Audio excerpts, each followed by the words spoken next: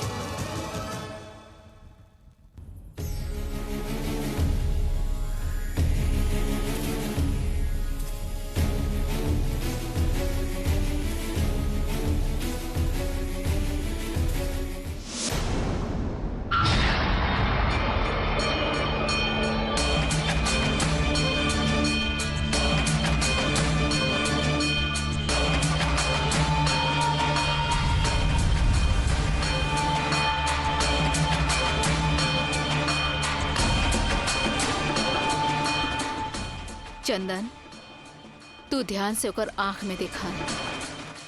तोहके कुछ अजीब नइखे लगत का? ओकरा ऊपर वशीकरण कइल गइल बा।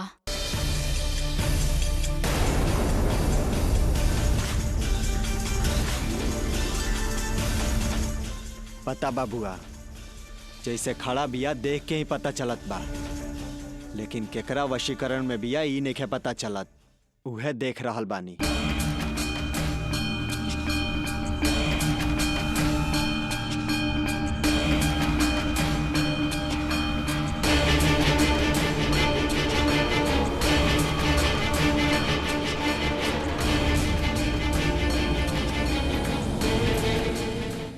तब फिर ठीक बा, लाली के ही फैसला करे दी।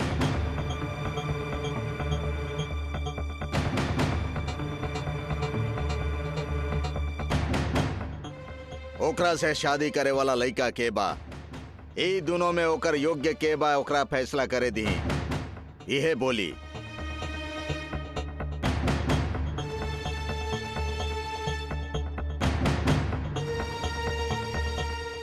थोड़ा सावधानी से रउआ ये लोग से आराम से बात करी।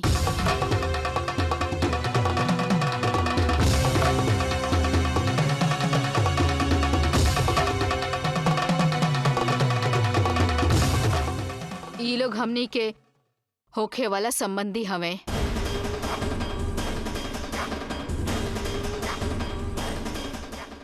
ओकर कौन जल्दी बा बैजंती? पहले जौन काम सामने बाऊ करा। बुआ ठीक कह रहल बाड़ी। पहले एक बार घर देखे के, ओकरा बाद ही बातचीत होई।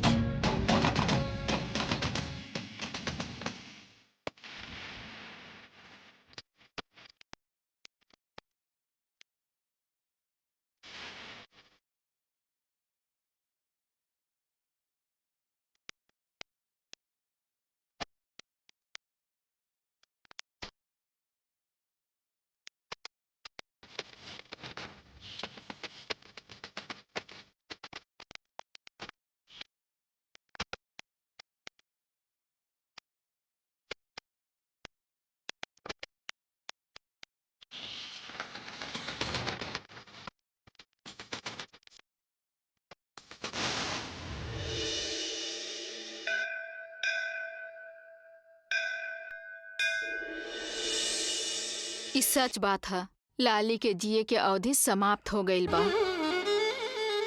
लेकिन अभी वो जिंदा बिया, ई माता के संकल्प बा। यही से तो ओकर जीवन में चल रहल माता के संकल्प के तहके समझे के चाहे बंगारी। एकर मतलब सुखदर से उ शादी कर रहल बड़ी, ई माई के संकल्प बा। माता के मन के जाने वाला के बा बंगारी, लेकिन कायर के जैसन कोशिश कैल छोड़ के हाथ बांध के बैठल बाड़ा। प्यार कैला ओके अकेला छोड़ के आज तू एहिजा आइल बड़ा। ई बात सचमुच माँ के पसंद ना आई। माई के पसंद ना होगी तो फिर हम का करी? तू अभी के अभी ओकर घरे जा। काहे? ओके तोहरे सहायता के आवश्यकता बा। उनका हमार मदद के आवश्यकता नहीं खे, उनका सुखदर के आवश्यकता बा और एकर फैसला हो गइल बा। लागल घाव पर बार बार कुरेद कुरेद के हरा ना करे के चाहे बंगारी, बल्कि दवा लगा के घाव के ठीक करे के चाही। तू अभी उनके घरे जा, तहके जौन बात पता नहीं खे ओइजा बहुत सारा बात पता चली। ओइजा एगो तमाशा होखे वाला बा, तू जाके देखा। तहके हुआ कुछ करे के जरूरत नहीं खे, बस ओइजा हो रहल तमाशा के एगो दर्शक बन के देखे के बा तहके।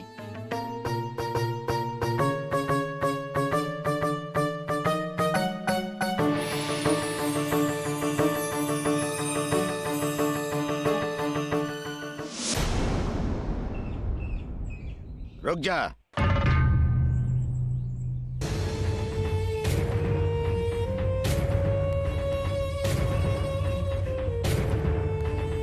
का करे जा रहल बाड़ा तोहनी दोनों? हमने यहाँ का करे आइल बानी, तोहनी का करे जा रहल बाड़ा? कैसे भी करके इस संबंध होखे के प्रयत्न करे में हम लागल बानी और तू लोग हमार सब मेहनत माटी में मिला रहल बाड़ा।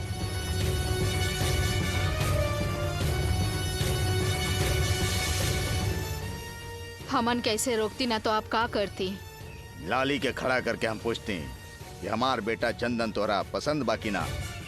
दूसर गांव के लड़का के बजाय हमार बेटा से शादी के लिए पसंद करियो, काहे कि हमार उतना सम्मान बा। हम एक बार बोल देती तो ना ना बोली, सब गुड़ गोबर कर देला तोहनी दोनों मिलके। तू लोगन के उद्देश्य का बा हमरा समझ में नहीं आ रहल। एक के बार में इतना सारा बात करके तू ज्ञानी ना बन जाइबा। तो के रोक के बाहर ले आवे के उद्देश्य रहे। लाली के ऊपर वशीकरण भइल बा।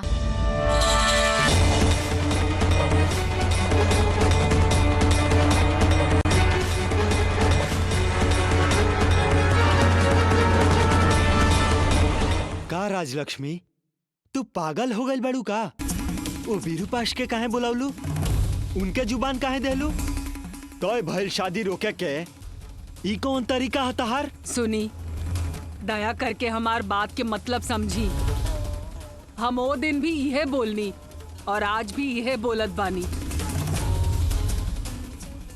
उस सुखधर से हमार लाली के शादी होई तो हम ना मानब।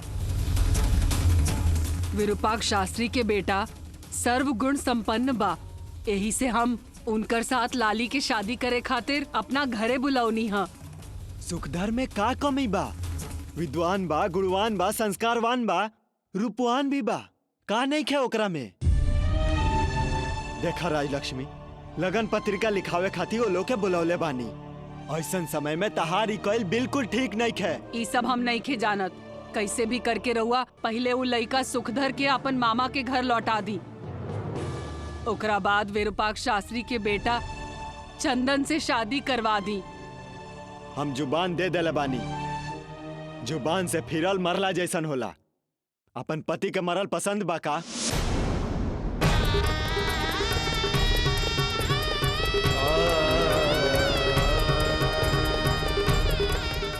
अगर एक बार आप लोग अपन पोती के शादी दूसर गांव में करब तो यह घर के सबसे बड़ बुजुर्ग के मौत हो जाएगी। माता के दृढ़ प्रतिज्ञा बा। पहले पुरान जमाना में पतिव्रता स्त्री अपन पति के बचावे खातिर का करत रहली। रउआ भी उनका बचा ली, ये शादी रोकी। सूर्यांशु, ए विरूपाक्ष के कैसा हूँ पता चल गइल बा। ऐसे एकदम से यहाँ के धमक गइल। लेकिन ई ऊ बुढ़िया राजलक्ष्मी के काम लागत बा। उहे ऊ विरूपाक्ष शास्त्री के बोलौले बिया। हमरा बात के जवाब ना मिलल। अपन पति के मरल पसंद बका।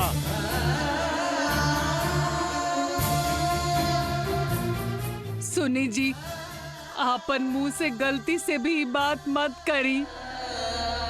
औरत के सुहागन होखल ही ओकर सौभाग्य बा, ऐसन बात मत करी।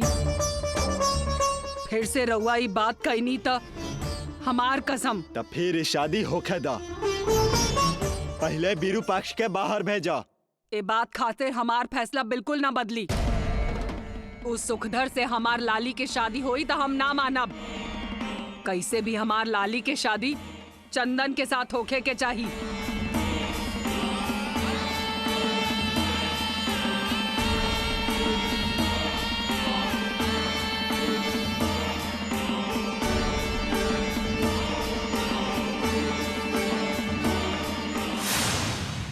ना सूर्यांशु, ये सीधे सीधे उ राजलक्ष्मी के काम नहीं खे। विरूपाक्ष बहुत चालाकी से सब चाल चल रहल बा। ओ विरूपाक्ष के हम बहुत अच्छा से जानिला। कौन समय पर कौन दशा में उ कैसन चाल चली, ये सब हम अच्छा से जानिला। ये सब ओकरे षड्यंत्र बा। ये षड्यंत्र खुद तैयार करके ओ राजलक्ष्मी के आगे करवा के खुद एगो पात्र के जैसा नाटक कर रहा बाबू। कुल मिला के हमार प्रतिस्पर्धी बन के हमारा सामने खड़ा बा। गुरुजी, ओकरा स्पर्धी रह दी चाहे प्रतिस्पर्धी रह दी, वो बात मुख्य नहीं खे। लाली जब तक हमार वश में रही केहू कुछ ना कर सकेला। वो लाली हमार आदेश के बिना पलक भी ना झपका सकेले। गुरुजी, का बोलत बाड़ा तू? का बोलत बानी? देखी, हम कुछ भी करी, कुछ भी बोली, ओकर मतलब होला। ओके पहले समझी, ओकरा बाद आपन ई रउआ गंदा जुबान चलाई। चंदन, इतना कड़ा बात करबा तो कैसे होई? ये कब्बो ना सुधरी है। देखा तो के ना समझ में आवेला, ये अलग बात बा। देखे से ही हमके पता चल जाला। हम आप खातिर कुछ भी अच्छा करब, इतना समझ ली बस। तो फिर अब का करे के बा? चंदन,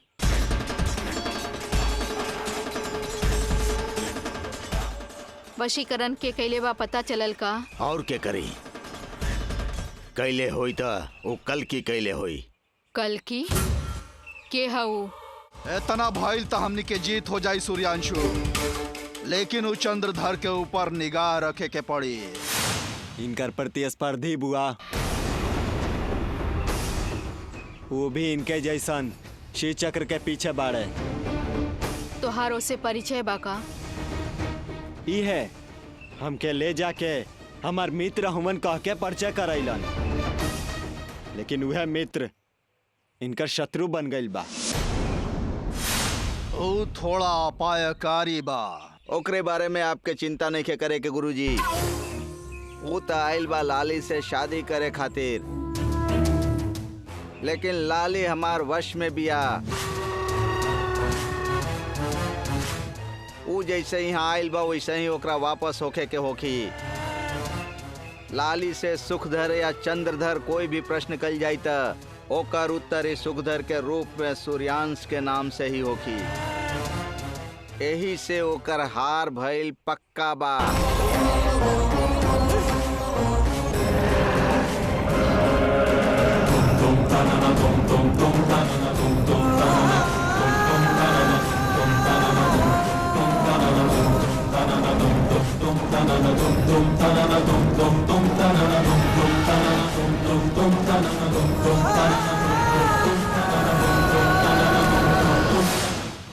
छोड़ा चंदन, ये तोहर पिता के पैदाइशी गुण है। ये केहू के बचावल ना जाने ले, खाली खोवल जाने ले। मुद्दा पर आवा। मुद्दा पर तू आवा। वो कल के और तोहरे बीच में का चला था? कल की और हम प्रतिस्पर्धी हैं। जन्म जन्मांतर से श्री चक्र खातिर लड़त आइल बानी। अभी हम लाली के साथे चंदन के शादी करब ई पता चलते वो कोनो न कोनो कुतंत्र करत बा। कुतंत्र के प्रतितंत्र करे खातिर चंदन बाना, उसे पूछा काम करके दी।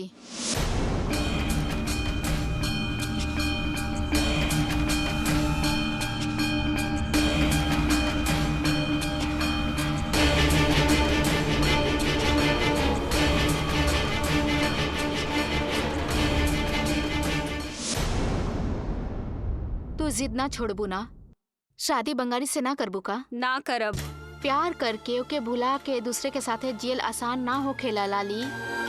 प्यार करे वाला से शादी करबू तो जीवन सोना हो जाई। रहुआ अपन उपदेश अपना पास रखी। ये कोनो उपदेश ना हा। तो हर जीवन हमार जीवन जैसा नरक ना हो जाए, बस हम एकरे चिंता करतानी। तू जैसे अपन जिंदगी के खराब कइले बाड़ू, ऐसे हमार जिंदगी के खराब मत करा। का हम तो हर जीवन के खराब करतानी लाली? तब फिर और का? केहू के शादी के तोड़ल भी जिंदगी खराब कइल होला। तो फिर तहार प्यार? कवन प्यार? गुरुजी, वो औरत तकरार कर रहल बिया, ओकर मुंह हम कैसे बंद करी? केहू कुछ ना कर सकेला। कैसे भी करके मुंह बंद करावा सूर्यांशु। अगर मुंह बंद करा देला तो हमार काम आसान हो जाए। तब लाली के मुंह से सुखधर के नाम आसानी से बोलवावल जा सकेला। हम सुखधर से शादी करत बानी, यह सच बा। हमार फैसला पक्का हो गइल बा। रउआ ई फैसला के बदले की कोशिश बिल्कुल मत करी। सच बा गुरुजी, वो औरत तकरार कर रहल बिया, ओकर मुंह हम कैसे बंद करी? केहू नाक ना घुसाई। अगर वो गर्भवती औरत ज्यादा तकलीफ दे रहल बिया तो ओकरा के एगो तंत्र कर दा।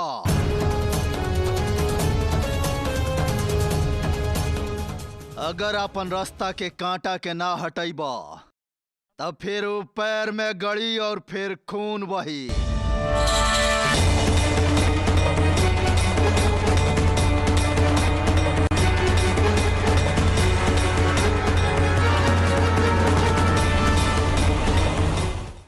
तू कुछ कर चंदन। लाली वशीकरण में भी आई, तू समझ गेल बाड़ा। एकरा बाद ओकर वशीकरण तोड़े के तोहरे पास कोनो उपाय होई? बोला चंदन, तू तोड़ बना, लाली के वशीकरण के बंधन से मुक्त कर दे बना। तोड़ दे। हमनी के पास ज्यादा समय नहीं के बचल चंदन। देखल जाए कई जाए बोल के ये बात के हल्का में मत लिहा। लाली के वशीकरण हम तोड़ दे। चंदन, तो के हमार बात समझ में नहीं आवत कि तुम्हार उद्देश्य ही हो गइल बा हमरा के जिढ़ावल समझ में नहीं आवत। देखा, इहे अच्छा समय बा। एकरा से बढ़िया समय फिर कबो ना मिली। एकरा से चुक जाइब ते लाली हमरा कबो ना मिली। ना मिले।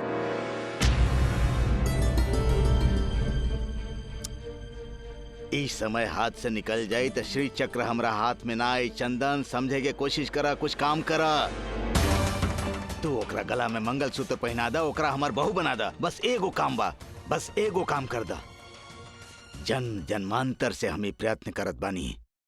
ए जन्म में भी अगर श्री चक्र हमार हाथ में ना आई तो हमारी जन्म भी व्यर्थ हो जाए। चंदन, दया करा, तुहार पिता तोहरा से विनती कर रहल बाड़े। हमार एगो काम कर दा तू, हम हमेशा तुहार ऋणी रहब।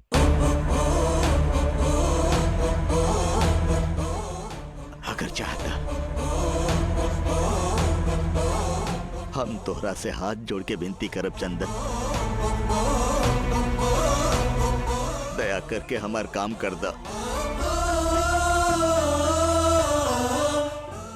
देख लो बुआ, तहार भाई कैसे हाथ जोड़ के खड़ा बाड़े।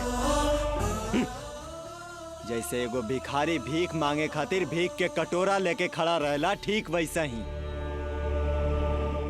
छोड़ दा चंदन, कुछ भी होके तहार पिताजी बाड़े। हमने के एक दूसरा के छोड़ले एगो जमाना हो गईल। जब ये अपन तंत्र मंत्र के शक्ति से हमार बचपन के छीन लहले, वही दिन हम इनका के छोड़ देनी। चंदन, बार बार पहले के बाद कुरैद के हमरा मत मारा चंदन। सिर्फ एक काम खातिर हमरा पर दया करा। हमरा पैदा भइले 25 साल बीत गई। रउआ अपन बेटा खातिर कर्तव्य निभावनी का। अब आके हमरे से भीख मांग रहल बाड़ा, दया दिखावे के कह रहल बाड़ा तू। तब भी तू एगो बाप बने में विफल हो गईला, अब भी विफल हो जाइबा। विफल होखल त जैसे ताहरा माता से एगो फल मिलल बा। बैर मत साधा चंदन, उनका इनका से मत मिलावा। हमार सार्थकता के नाश मत करा। वैजयंती, तू तो इनका से बोला। चंदन, समझ गई नी बुआ, व्यवस्था करत बानी।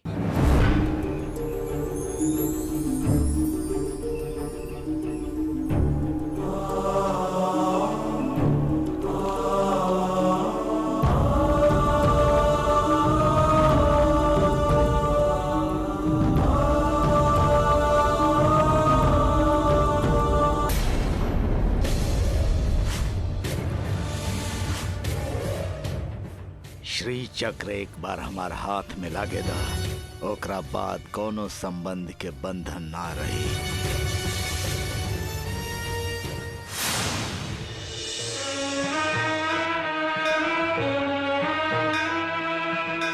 लाली के सहायता कर। हम वहाँ जाके का करब? काहे के इहे उ माता के संकल्प बा। तहके लाली के छाव बन के रहे के पड़ी।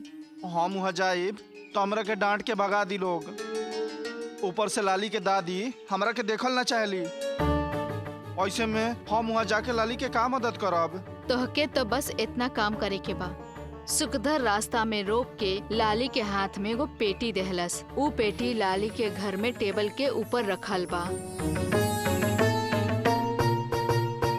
खिड़की में जब तू हाथ डलबा तो के ओइजा मेज पे रखल एगो पेटी मिली।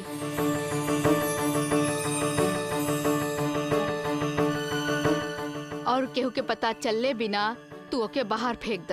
अरे ना ना, पहले ही हमरा के देखल ना चाहेले लोग। ऐसन करब तो हमार कामे तमाम कर दी लोग। हम ना जाइब। तो फिर लाली के साथे कुछ गलत हो जाए तो तहके चिंता ना होई।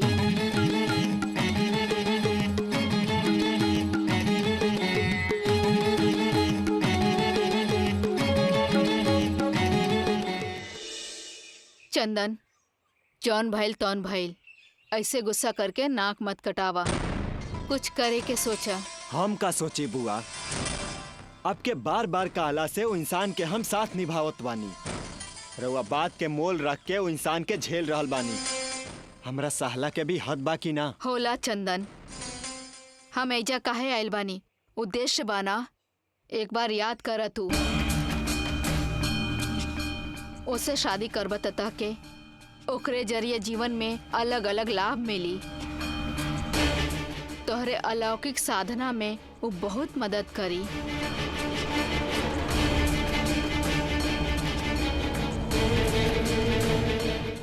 ई का हो? सब के हुए ऐसे खड़ा रही तो बाकी के काम पूरा कैसे हुई? समय कम बा ना।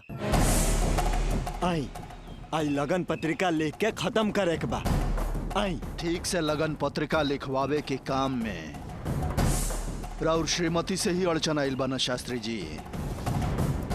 वहाँ रह के हम का करब? वो गलत करे जात रहली, हम उनका के समझा दे। उनका बात के इतना गंभीरता से मत ली। आवे वाला पूर्णिमा के पहले ही लाली के सुखदर से शादी हमनी के करे के पड़ी। आवे वाला द्वादशी के मुहूर्त तय भइल बा।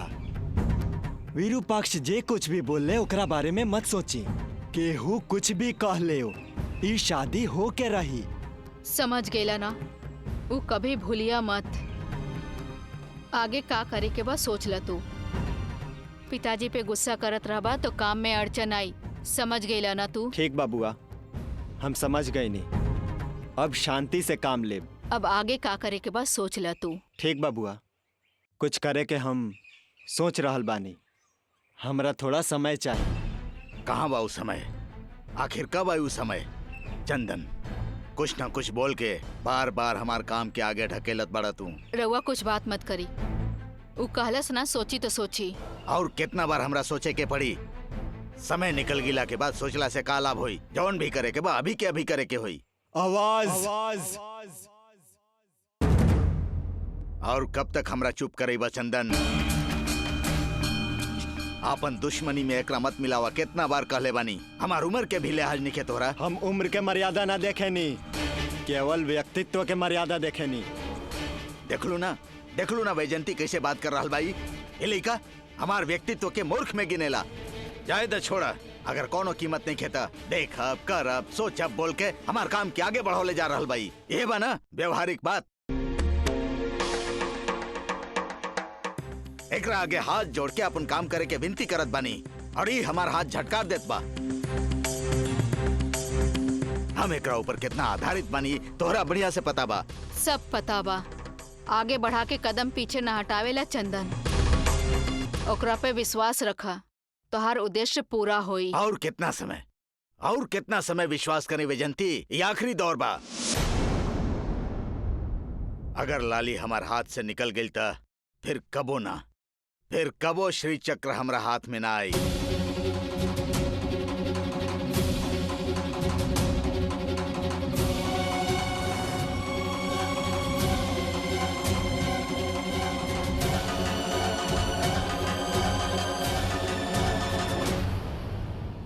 बात भइल बा हमरा और रउआ बीच में, तीसरा के जरूरत नहीं है।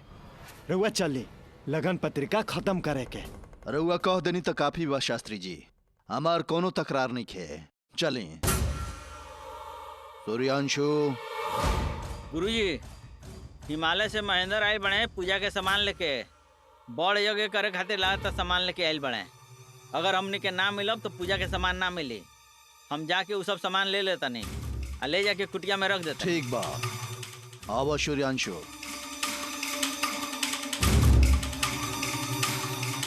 एक शास्त्री जी,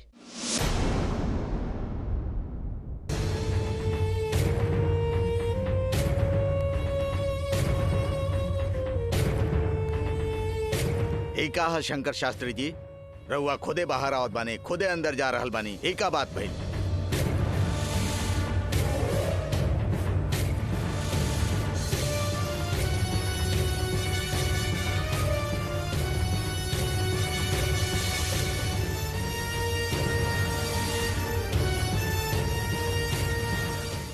एक शास्त्री जी, बातचीत करे खातिर हमके यहाँ बुला के रउआ दूसरा के साथे संबंध जोड़बता, ये हमार और हमार बेटा के अपमान बा।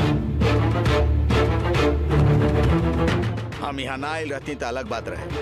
अगर आ गइल बानी तो खाली हाथ यहाँ से ना जाए। देखो विरूपाक्ष, तू हमरा गांव के हुआ। सुबह होते ही हमनी के एक दूसरा के मुंह देखे के बा, यही से हम तोहरा के आराम से समझावत बानी। हम लाली के शादी सुखदर से करावे के जुबान दे चुकल बानी।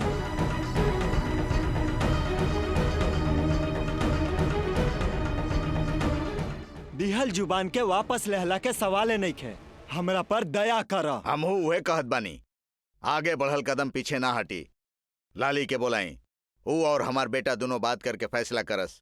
ओकरा बाद रउआ जौन बात करे के बा करत रहब।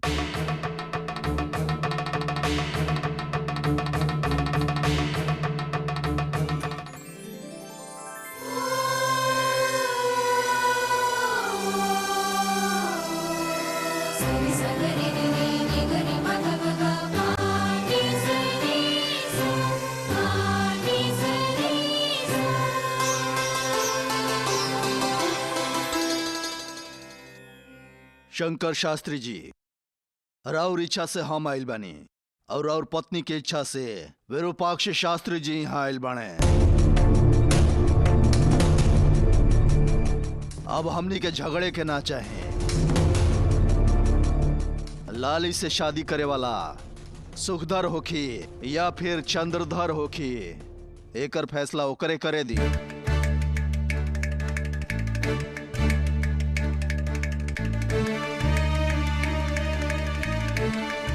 लड़की के राय का बा ई जान लेवे के चाही।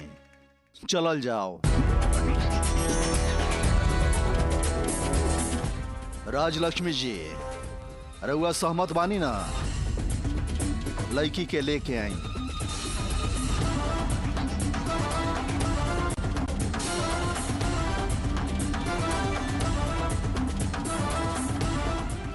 ललिता, लाली,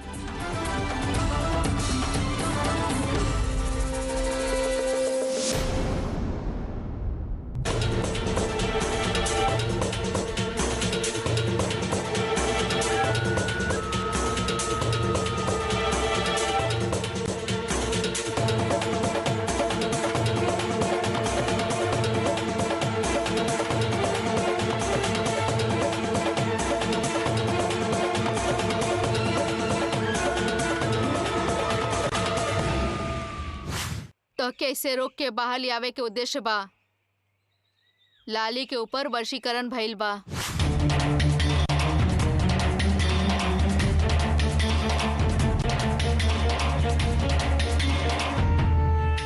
तू अभी उनके घरे जा, वहाँ तोहके जौन बात पता ना बा सब पता चल जाई।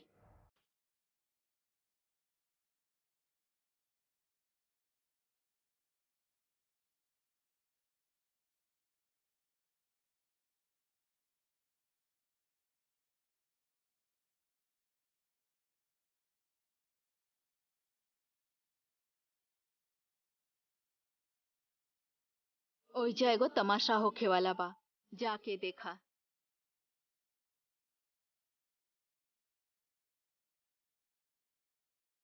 श्री चक्र लोक कल्याण खातिर बा, काल से बढ़ के केहू नहीं खे।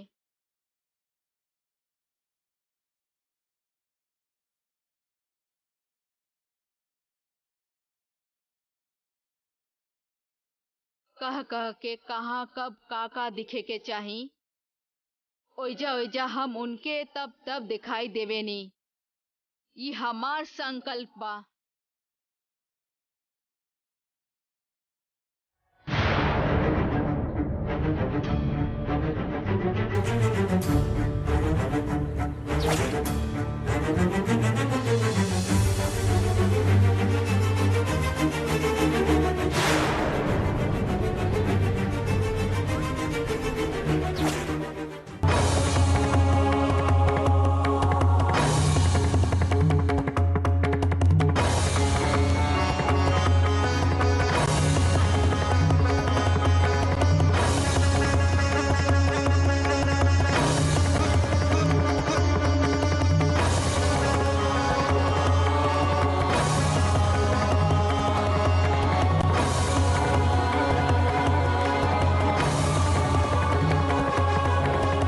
लाली, तहार जीवन के प्रश्न बा, ओकर उत्तर तू दा। वहां देखा, दू गो लइका बाणे।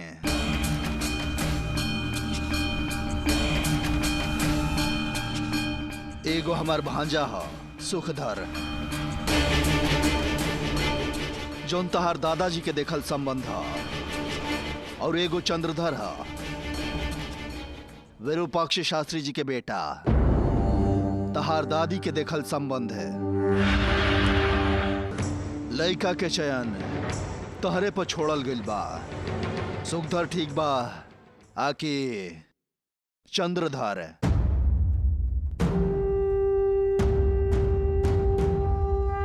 त्र्यंबकं यजामहे सुगंधं पुष्टिवर्धनम् उर्वामुकमिव बन्धनात् मृत्योर्मुक्षीयमामृतात्।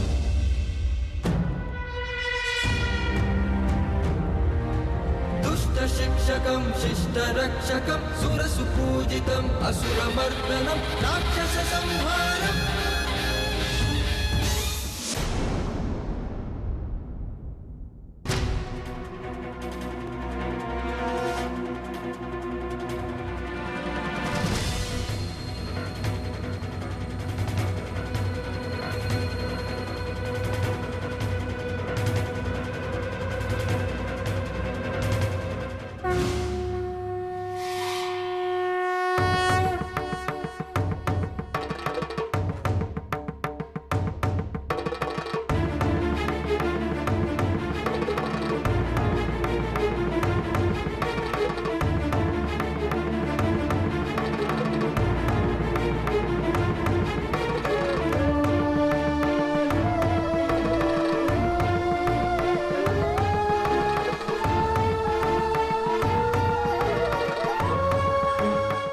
लाली नीचे आके बोल दा दोनों लड़का में से के तोहरा पसंद बा।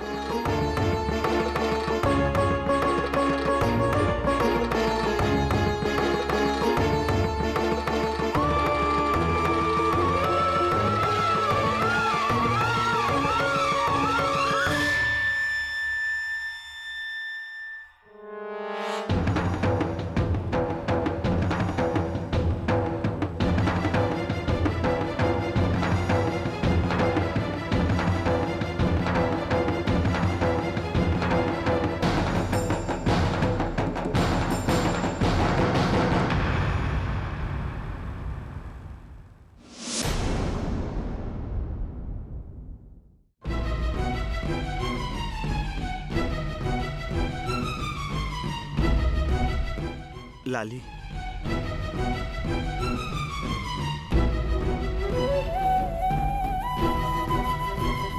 बोला बेटी, तोहरा कौन लड़का पसंद बा? हिम्मत से बोल दा।